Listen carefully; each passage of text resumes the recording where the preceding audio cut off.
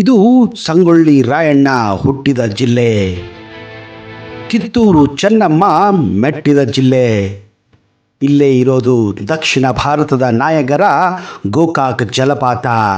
ಹೌದು ಸ್ನೇಹಿತರೆ, ಅದುವೇ ಕರ್ನಾಟಕದ ಎರಡನೇ ರಾಜಧಾನಿ ಬೆಳಗಾವಿ.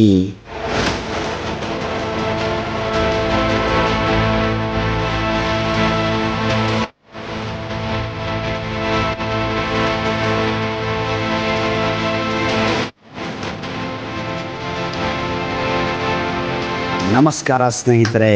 ಬೆಳಗಾವಿ ಇದು ವಿಶ್ವದಲ್ಲೇ ಕುಂದಾನಗರಿ ಎಂದೇ ಹೆಸರುವಾಸಿಯಾಗಿದೆ. ಬೆಳಗಾವಿಯ ಪುರಾತನ ಹೆಸರು ವೇಣುಗ್ರಾಮ. ಆದರೆ ಈಗಿರುವ ಹೆಸರು ಬಂದಿದ್ದು ಬೆಳ್ಳಗೆ ಹಾಗೂ ಆವಿಯಿಂದ. ಬೆಳ್ಳಗೆ ಆವಿಯಿಂದ ಆಯಿತು ಬೆಳಗಾವಿ. ಅಂದರೆ ಇಲ್ಲಿನ ವಾತಾವರಣ ಅಷ್ಟು ಮಧುರವಾಗಿತ್ತು, ಅಷ್ಟು ಸುಂದರವಾಗಿತ್ತು. ಯಾಕಂದರೆ ಬೆಳಗಿನ ಜಾವ ಬೆಳಗಾವಿಯಲ್ಲಿ ಮಂಜು ಬೀಳುತ್ತಿತ್ತು. ಆದ್ದರಿಂದಲೇ ಬೆಳ್ಳಗಾವಿ ಎಂದು ಹೆಸರು ಬಂದಿತ್ತು. ಆದರೆ ಕಾಲಕ್ರಮೇಣ ಅದು ಬೆಳಗಾವಿಯಾಯಿತು. ಆದರೆ ದುರಾದೃಷ್ಟ ಅಂದರೆ ಬ್ರಿಟಿಷರ ಕಾಲದಲ್ಲಿ ಅವರಿಗೆ ಈ ಹೆಸರು ಹೇಳಲು ಬಾರದೇ ಇದ್ದದ್ದಕ್ಕೆ ಅವರು ಬೆಲ್ಗಮ್ ಎಂದು ಕರೆಯಲು ಪ್ರಾರಂಭಿಸಿದರು. ಬೆಳಗಾವಿ ಇಂದು ಅತ್ಯಂತ ವೇಗವಾಗಿ ಬೆಳೆಯುತ್ತಿರುವಂತಹ ಒಂದು ಅದ್ಭುತ ನಗರಿಯಾಗಿದೆ. ಬೆಳಗಾವಿ ಕರ್ನಾಟಕದ 4ನೇ ದೊಡ್ಡ ನಗರ, ಜನಸಂಖ್ಯೆಯಲ್ಲಿ 2ನೇ ಅತಿ ದೊಡ್ಡ ಜಿಲ್ಲೆ ಹಾಗೂ ವಿಸ್ತೀರ್ಣದಲ್ಲಿ ಅತಿ ದೊಡ್ಡ ಜಿಲ್ಲೆ ಕೂಡ. ದೇಶದಲ್ಲೇ ಅತಿ ಎತ್ತರದ 9,600 ಚದರ ಅಡಿಯ ರಾಷ್ಟ್ರೀಯ ತ್ರಿವರ್ಣ ಧ್ವಜ ಕೋಟೆಕೆರೆ ಮುಂಭಾಗದಲ್ಲಿ ಅಬ್ಬರಿಸುತ್ತಿರುವುದು ಬೆಳಗಾವಿಯ ಹೆಮ್ಮೆ. ಹಾಗೆಯೇ ಇದು ನಮ್ಮ ಕನ್ನಡಿಗರ ಹೆಮ್ಮೆ ಕೂಡ. ಬೆಳಗಾವಿ ಹಿಂದೆ ಚಾಲುಕ್ಯ, ರಾಷ್ಟ್ರಕೂಟ, ವಿಜಯನಗರ ಸಾಮ್ರಾಜ್ಯ ಹಾಗೂ ಮರಾಠರಿಂದ ಆಳಲ್ಪಟ್ಟಿತ್ತು. 1818ರಲ್ಲಿ ಬ್ರಿಟಿಷ್ ಆಡಳಿತಕ್ಕೆ ಸಾಗಿದ ಬೆಳಗಾವಿ ಹಿಂದೆ ಧಾರವಾಡ ಜಿಲ್ಲೆಯ ಒಂದು ಭಾಗವಾಗಿತ್ತು. 1947ರಲ್ಲಿ ಭಾರತ ಸ್ವತಂತ್ರ ಪಡೆದ ನಂತರ ಬೆಳಗಾವಿ ಮುಂಬೈ ರಾಜ್ಯದ ಭಾಗವಾಗಿತ್ತು. ಆದರೆ 1956ರಲ್ಲಿ ನಡೆದ ರಾಜ್ಯಗಳ ಮರುವಿಂಗಡಣಾ ಕಾಯ್ದೆ ಪ್ರಕಾರ ಬೆಳಗಾವಿಯನ್ನ ಆಗಿನ ಮೈಸೂರು ರಾಜ್ಯಕ್ಕೆ ಸೇರಿಸಲಾಯಿತು. ನಂತರ 1972ರಲ್ಲಿ ಮೈಸೂರು ಕರ್ನಾಟಕ ರಾಜ್ಯವಾದ ನಂತರ ಬೆಳಗಾವಿ ಕರ್ನಾಟಕದ ಒಂದು ಅವಿಭಾಜ್ಯ ಅಂಗವಾಗಿ ಮುಂದುವರೆದಿದೆ. ಬೆಳಗಾವಿ ಕರ್ನಾಟಕದ್ದೇ, ಇದು ಬೇರೆ ರಾಜ್ಯಗಳ ಸ್ವತ್ತಲ್ಲ ಎಂದು ಈ ಮೂಲಕ ಹೇಳುತ್ತದೆ. ಬೆಳಗಾವಿ ಜಿಲ್ಲೆಯಲ್ಲಿರುವ ಕಿತ್ತೂರು ಚಾರಿತ್ರಿಕವಾದ ಪ್ರಸಿದ್ಧ ಸ್ಥಳ. ಕಿತ್ತೂರು ರಾಣಿ ಚೆನ್ನಮ್ಮ ಚರಿತ್ರೆಯಲ್ಲಿ ಸಾಹಸ ಮತ್ತು ಧೈರ್ಯಗಳ ಪ್ರತೀಕವಾಗಿದ್ದಳು. ಅವಳು ಮೆಟ್ಟಿದಂತಹ, ಅವಳು ಆಳಿದಂತಹ ಹಾಗೂ ಬ್ರಿಟಿಷ್ ಆಡಳಿತ ವಿರುದ್ಧ ಹೋರಾಡಿ ಸ್ವಾತಂತ್ರ್ಯದ ಮೊದಲ ಕಿಚ್ಚನ್ನು ಹತ್ತಿದ್ದೇ ಈ ಬೆಳಗಾವಿ ಜಿಲ್ಲೆಯಲ್ಲಿ. ಹಾಗೆಯೇ ಕಿತ್ತೂರು ರಾಣಿ ಚೆನ್ನಮ್ಮನ ಬಲಗೈ ಬಂಟ ಸಂಗೊಳ್ಳಿ ರಾಯಣ್ಣ ಹುಟ್ಟಿದ್ದು ಇದೇ ಜಿಲ್ಲೆಯಲ್ಲಿ. ಸ್ವಾತಂತ್ರ್ಯ ಪೂರ್ವ ಭಾರತ ಇತಿಹಾಸದಲ್ಲಿ ಬೆಳಗಾವಿ ತನ್ನದೇ ಆದ ಪಾತ್ರವನ್ನು ಹೊಂದಿದೆ. ಡಿಸೆಂಬರ್ 1924ರಲ್ಲಿ ಮಹಾತ್ಮ ಗಾಂಧೀಜಿಯವರ ನೇತೃತ್ವದಲ್ಲಿ 39ನೇ ಭಾರತೀಯ ಕಾಂಗ್ರೆಸ್ ಅಧಿವೇಶನ ಇದೇ ಬೆಳಗಾವಿಯಲ್ಲಿ ನಡೆದಿತ್ತು. ಬೆಳಗಾವಿಯ ಪ್ರಸಿದ್ಧ ವ್ಯಕ್ತಿಗಳಲ್ಲಿ ಕನ್ನಡದ ಚಲನಚಿತ್ರ ನಟ ಚರಣ್ ರಾಜ್, ಅತುಲ್ ಕುಲಕರ್ಣಿ ಕೂಡ ಒಬ್ಬರು. ಹಾಗೆಯೇ ಹಲವಾರು ಸಂಸ್ಥೆಗಳನ್ನ ಕಟ್ಟಿ ಬೆಳಗಾವಿಯನ್ನ ವಿದ್ಯಾ ಕೇಂದ್ರವನ್ನು ಮಾಡಿದಂತಹ ಪ್ರಭಾಕರ್ ಕೋರೆ ಕೂಡ ಬೆಳಗಾವಿಯವರೇ. ಬೆಳಗಾವಿ ಕೋಟೆ ಬೆಳಗಾವಿಯ ಹೃದಯ ಭಾಗದಲ್ಲಿದೆ. ಇದನ್ನ 1204ರಲ್ಲಿ ರಟ್ಟ ವಂಶದ ಮಿತ್ರ ರಾಷ್ಟ್ರವಾದ ಬೀಚಿ ರಾಜ ಎಂದು ಕರೆಯಲ್ಪಡುವ ಜಯರಾಜನಿಂದ ಕಟ್ಟಲಾಗಿತ್ತು.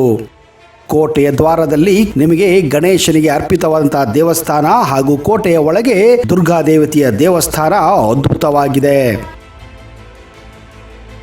ಈ ಕೋಟೆ ಎದುರುಗಡೆ ಇರುವಂತಹ ಒಂದು ಅದ್ಭುತವಾದಂತಹ ಫೋರ್ಟ್ ಲೇಕ್ ಇಡೀ ಬೆಳಗಾವಿಯನ್ನ ಅತ್ಯಾಕರ್ಷಕವಾಗಿ ಮಾಡುತ್ತದೆ. ಸಾಯಂಕಾಲ ಆದರೆ ಸಾಕು ಬೆಳಗಾವಿ ಜನ ತಮ್ಮ ವಿಹಾರದ ಸಮಯವನ್ನ ಇದೇ ಫೋರ್ಟ್ ಲೇಕ್ ಹತ್ರ ಕಳೆಯುತ್ತಾರೆ. ಇಲ್ಲಿ ನಿಮಗೆ ದೋಣಿ ವಿಹಾರ ಮಾಡಲು ಕೂಡ ಅವಕಾಶವಿದೆ.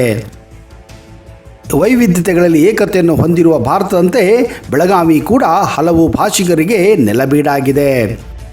ಬೆಳಗಾವಿ ಉತ್ತರ ಕನ್ನಡ ಸೊಗಡು ಇಲ್ಲಿನ ಜೀವನ ಶೈಲಿಯ ವಿಶೇಷತೆ. ಬೆಳಗಾವಿ ಅದಕ್ಕೆ ಕನ್ನಡಿಯಂತೆ. ಉತ್ತರ ಕರ್ನಾಟಕದ ಭಾಷೆ, ಉತ್ತರ ಕರ್ನಾಟಕದ ಊಟ ನೀವು ಬೆಳಗಾವಿಯಲ್ಲಿ ಕಾಣಬಹುದು. ಬೆಳಗಾವಿ ಉತ್ತರ ಕರ್ನಾಟಕದ ಒಂದು ಪ್ರಮುಖ ವಾಣಿಜ್ಯ ಕೇಂದ್ರ ಕೂಡ. ಬಾಕ್ಸೈಟ್ ಎದುರು ಹೇರಳವಾಗಿ ದೊರಕುವುದರಿಂದ ಬೆಳಗಾವಿಯಲ್ಲಿ ಅಲ್ಯೂಮಿನಿಯಂ ಉತ್ಪಾದನಾ ಕೈಗಾರಿಕಾ ಒಂದು ಅಂದರೆ ಹಿಂಡಲ್ಕಾ ಇಂಡಸ್ಟ್ರಿ ಭಾರಿ ಪ್ರಮಾಣದ ಅಲ್ಯೂಮಿನಿಯಂ ಅನ್ನು ಉತ್ಪಾದಿಸುತ್ತದೆ. ಇದು ಭಾರತದಲ್ಲದೆ ಇಡೀ ವಿಶ್ವಾದ್ಯಂತ ಹೆಸರುವಾಸಿಯಾಗಿದೆ.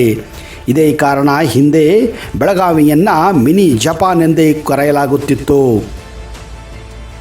ದಕ್ಷಿಣ ಭಾರತದ ನಾಯಗರ ಎಂದೇ ಕರೆಯಲ್ಪಡುವ ಗೋಕಾಕ್ ಜಲಪಾತ ಬೆಳಗಾವಿಯಿಂದ ಕೇವಲ 62 ಕಿಲೋಮೀಟರ್ ದೂರದಲ್ಲಿದೆ. ಹಾಗೆಯೇ ಗೋಕಾಕ್ ಫಾಲ್ಸ್ನಲ್ಲಿ ಸುಮಾರು 160 ವರ್ಷಗಳ ಹಳೆಯದಾಗಿದ್ದ ಜವಳಿ ಗಿರಣಿ ಇದೆ. ಇಲ್ಲಿಯೇ ಪಾಂಡವರು ಕಟ್ಟಿದ್ದಾರೆ ಎಂದು ನಂಬಲಾಗುವ ಶ್ರೀ ತಡಸಲ ಮಹಾಲಿಂಗೇಶ್ವರ ದೇವಸ್ಥಾನ ಕೂಡ ಇದೆ. ಅಂದ ಹಾಗೆ ಬೆಳಗಾವಿಯ ಜನಸಂಖ್ಯೆ ಸುಮಾರು 14 ಲಕ್ಷವಾಗಿದೆ. ಭಾರತೀಯ ಸೇನಾಪಡೆಗಳಿಗೆ ಸಂಬಂಧಪಟ್ಟ ಕೆಲವು ತರಬೇತಿ ಶಿಬಿರಗಳು ಮತ್ತು ಭಾರತೀಯ ವಾಯುಸೇನಾ ಟ್ರೈನಿಂಗ್ ಸೆಂಟರ್ ಹಾಗೂ ಬೆಳಗಾವಿಗೆ ತನ್ನದೇ ಆದಂತಹ ವಿಮಾನ ನಿಲ್ದಾಣ ಕೂಡ ಇದೆ. ಸುವರ್ಣ ಸೌಧ ಇದು ಉತ್ತರ ಕರ್ನಾಟಕದ ಶಕ್ತಿ ಸೌಧ. ಇಲ್ಲಿ ಪ್ರತಿ ವರ್ಷ ಕರ್ನಾಟಕ ಸರ್ಕಾರದ ಚಳಿಗಾಲದ ಅಧಿವೇಶನ ನಡೆಯುತ್ತದೆ. ಕೃಷ್ಣ, ಘಟಪ್ರಭಾ, ಮಲಪ್ರಭಾ, ಮಾರ್ಕಂಡೇಯ, ಹಿರಣ್ಯಕೇಶಿ, ದೂದಗಂಗೆ, ವೇದಗಂಗೆ ಬೆಳಗಾವಿ ಜಿಲ್ಲೆಯ ಪ್ರಮುಖ ನದಿಗಳಾಗಿವೆ. ಬೆಳಗಾವಿ ಕರ್ನಾಟಕದ ಒಂದು ಪ್ರಮುಖ ವಿದ್ಯಾಕೇಂದ್ರ. ಯಾಕಂದರೆ ಇಲ್ಲಿ 8 ಇಂಜಿನಿಯರಿಂಗ್ ಕಾಲೇಜುಗಳು, 5 ವೈದ್ಯಕೀಯ ಮಹಾವಿದ್ಯಾಲಯಗಳು ಹಾಗೂ ಕೆಲವು ದಂತ ವಿದ್ಯಾಲಯಗಳು ಸೇರಿದಂತೆ ಹಲವಾರು ವಿದ್ಯಾಸಂಸ್ಥೆಗಳು ಇಲ್ಲಿವೆ. ಇಲ್ಲಿರುವ ವಿಶ್ವೇಶ್ವರಯ್ಯ ತಾಂತ್ರಿಕ ವಿಶ್ವವಿದ್ಯಾಲಯ ಅಂದರೆ VTU ಕರ್ನಾಟಕದ ಅತಿ ದೊಡ್ಡ ತಾಂತ್ರಿಕ ವಿಶ್ವವಿದ್ಯಾಲಯವಾಗಿದೆ. ಸುಮಾರು 140ಕ್ಕೂ ಹೆಚ್ಚು ಅಧಿಕ ತಾಂತ್ರಿಕ ವಿದ್ಯಾಲಯಗಳು ಈ ವಿಶ್ವವಿದ್ಯಾಲಯದ ಅಧೀನದಲ್ಲಿ ಕಾರ್ಯನಿರ್ವಹಿಸುತ್ತವೆ.